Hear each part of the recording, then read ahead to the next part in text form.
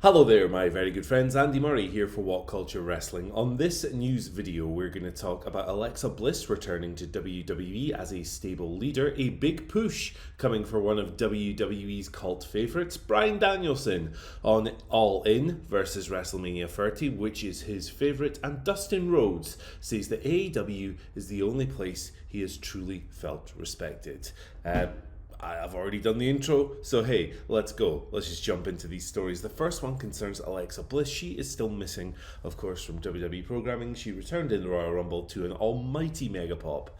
Unbelievable. Probably the loudest reaction of the entire night. And she has scarcely been seen since. Now, there's been a bunch of rumour and innuendo and speculation going around as to what's going on with her, why she's not been used, why she's not on TV. A lot of this ties to the Wyatt Six.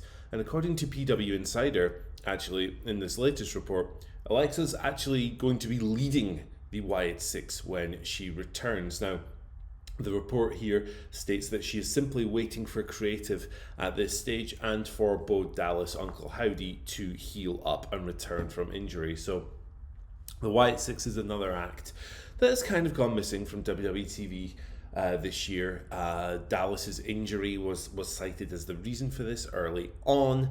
I believe there's been a report a few weeks ago that he is actually recovered now and is simply waiting to come back.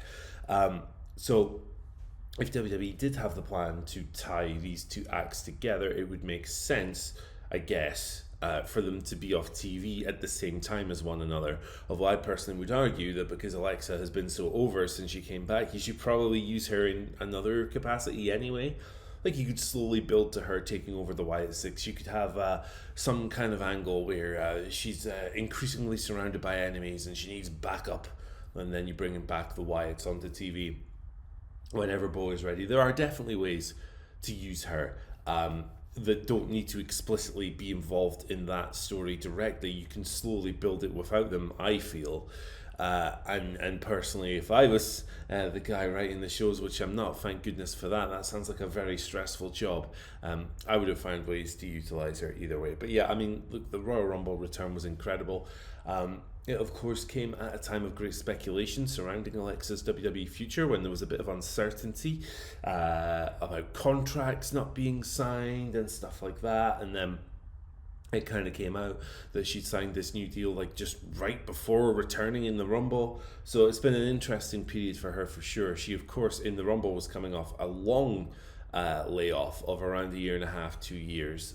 She'd been gone for ages, obviously, raising a family, having a kid, all that good stuff, and a couple of health bits and pieces over there during that process too. But yeah, I mean, look, she's a named performer. If she's fit and healthy and good to go, you should try and find some creative for her.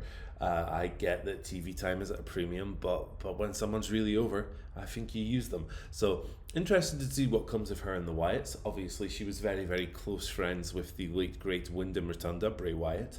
And she's very engaged with that creative. She loves that stuff.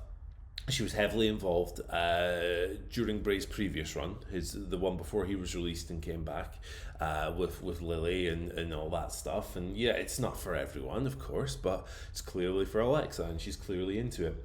She had the jacket tribute when she returned, and she's had Lily since she returned as well. So yeah, she's into this stuff. She's going to give everything to make it work. And let's see what happens. Let's see what occurs here. I think the Wyatts could probably use a bit of a different direction. They've been quite stop-start since they were implemented creatively in WWE, and I think Alexa is a good person to give them some focus, provided that her usage increases when she does eventually return. Speaking of someone in WWE who people have been calling for the promotion to use better, let's talk about Karrion Kross. He's somebody who's picked up a lot of really interesting momentum over the past 6 months or so, maybe even a bit longer, since he kind of reinvented his character away from just scary tough guy with a cool entrance to a kind of like a devil's advocate manipulator, Sean O'Hare almost, if you remember the character he was running in the latter stages of his WWE run about 20 years ago. God, I'm aging myself there. Anyway, Kross is getting over. A lot of people are increasingly showing support for this dude, and it seems like a push is on the way. According to WrestleVotes, Cross is expected to get extended opportunities on WWE television moving forward. So he wasn't on the WrestleMania card, but he did have a role to play in AJ Styles versus Logan Paul. He was one of the deciding factors in that match. He's been, of course, trying to get Alan, as he calls AJ, wrapped around his little finger, and it seems that's the direction they're continuing with following the Raw after WrestleMania as well. So I imagine we'll build to some kind of match between those two. We'll see what kind of form it takes.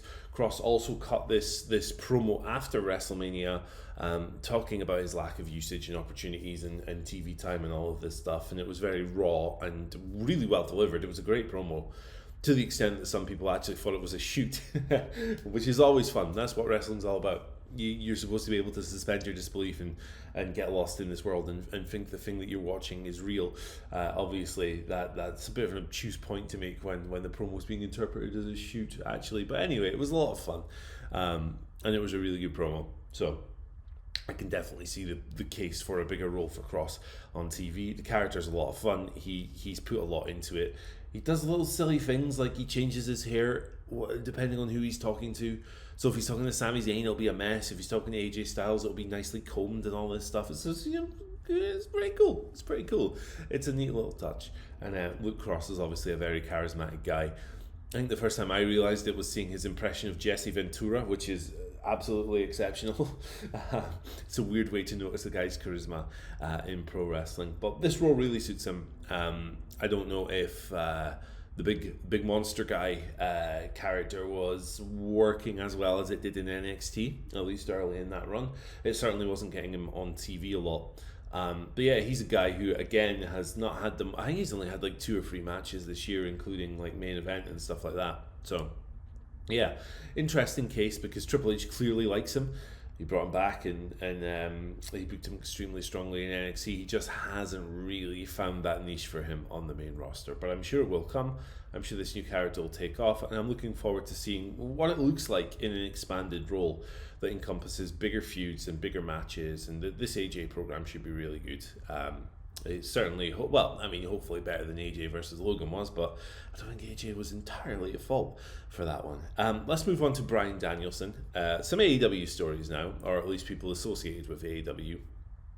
Danielson has had this interview with Jamal Nias, and he was asked which kind of moment was bigger for you in a wrestling stadium, WrestleMania 30, where of course he beat Triple H, and then later that night won the world title, the Miracle on Bourbon Street, all of that. Winning the triple threat main event, or All in London, where he became AEW World Champion, and a couple of months before he ended up retiring from wrestling entirely, all of that good stuff. 2 huge moments in stadiums, and Danielson has answered that to him, All In was the bigger moment. This was due to his family being there. I'm going to read you his quote, so nothing is misconstrued. He said, "Oh, definitely All In at Wembley Stadium. The real reason behind that is because of the things surrounding the event itself, like having my family there, like my wife and kids being able to get in the ring with me, and knowing that my career was coming to an end. It just felt awesome, and it just felt like something I was grateful for even happening." So yeah, I mean, that's kind of hard to argue with, isn't it? As huge as WrestleMania 30 was, of course, he's there to celebrate with his wife and kids. That's a pretty special moment. You can't really argue with him. Also, it's entirely personal and up to Bryan Danielson. So I don't think it's possible for anyone to justifiably get annoyed by this, although obviously people will. Now, you can talk about what you think is the bigger show historically or whatever. That's entirely up to you. I don't care. But look, Danielson's a pretty forthcoming guy when it comes to offering his opinion. He doesn't usually hold back too much. He's pretty open. And it'll be interesting to see what happens next with him, really, I guess. I saw a recent interview with him where he said he felt horrible and his neck is like a wreck, and he's happy with his career ending when it did in AEW last year with a plastic bag thanks to the Death Riders, which was nasty and mean and all those words and so many more. So do I think I will see him wrestle again? Yeah, probably. Do I know when that would be? I would suggest later rather than sooner. The word was that he was his neck is pretty jacked up and he was looking to avoid surgery for that. So that's obviously extends his healing time a little bit probably. and it also means that he probably has to take more precautions and stuff like that. But I do think we'll see him compete again at some point. He's never outright said that he's done. He's kind of talked around it a little bit and used less decisive phrasing. So while I'm not exactly saying, hey, come back now, Bryan, that would be mean. He's very hurt and he's just hanging out with his family and having a good time. He had a great career, and in his last year he had more great matches than a lot of people will have in their entire runs. While I'm not exactly calling for it right now, I think we'll see him again at some point, right? I mean, it's pro wrestling. Terry Funk tells us that goodbye is rarely forever with his myriad retirements in the sport. But we'll just have to wait and see.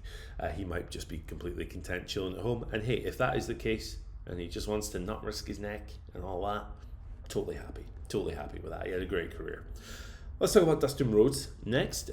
And he tweeted something yesterday that's gotten quite a response, as you might expect. Somebody had posted saying on X, Twitter, whatever you want to call it, would love to see Dustin finish up his career in WWE with Cody. Of course, Dustin Rhodes is Cody Rhodes' brother. Cody Rhodes is very successful in WWE at the moment, and the idea of Dustin making one final appearance is something that has been called for by many, many people. Dustin quote tweeted this saying, "Nope, AEW is where I will finish. Only place I have ever felt respected."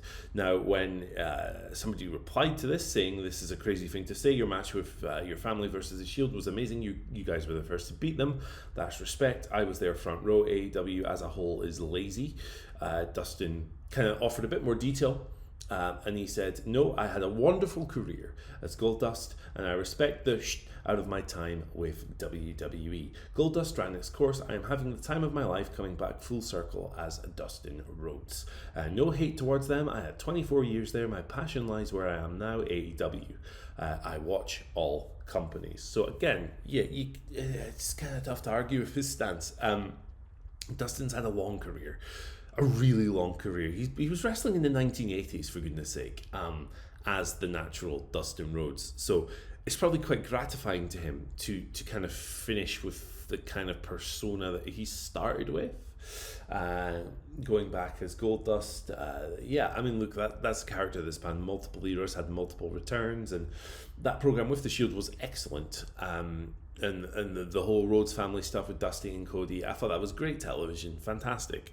But clearly, look, Dustin's in the stage of his career where he's just kind of enjoying wrestling as himself again. He's the natural. He's lifting younger wrestlers up, and he can still go as well, which is really, really impressive for a guy who's wrestled in 80s, 90s, 2000s, 10s, 20s, 5 different decades. That's an astonishing run. It's a remarkable career this guy's had. I think personally, Dustin's been called underrated so many times that it's kind of become a meme, but it's also true. He's a fantastic pro wrestler, and throughout the ages, he has countless great matches and moments. And I found this AEW run extremely gratifying. Obviously, the first match versus Cody is the one that most people will talk about. But even like these days, if you see Dustin on TV, you know you're going to get something good. He's a very, very reliable dude. And he's a great guy for AEW to have around as well, given how experienced he is, and he has experience coaching and training and stuff like that as well. Very valuable piece of that company's puzzle. So it's good to hear that he's happy there, and it seems like he is dead set on retiring there as well. I hope he gets a nice big retirement, pomp and ceremony and all of this stuff. I hope they make a really big deal out of it, because it is a big deal, and he's a big deal to that company. And he deserves it. He's definitely had moments in his career where things haven't gone quite so well. So if he can end that on an almighty high, I think that'd be very sweet and very poetic and very, very beautiful. No idea when it would be. Maybe next year, maybe the year after. Who knows? Maybe 10 years. The guy's just a machine. We will find out in the future. But anyway, guys, thanks for joining me for this video today. We will be back to normal soon. Don't worry. The vacation videos will come to an end shortly. But until then, I've been Andy from Texas. Goodbye.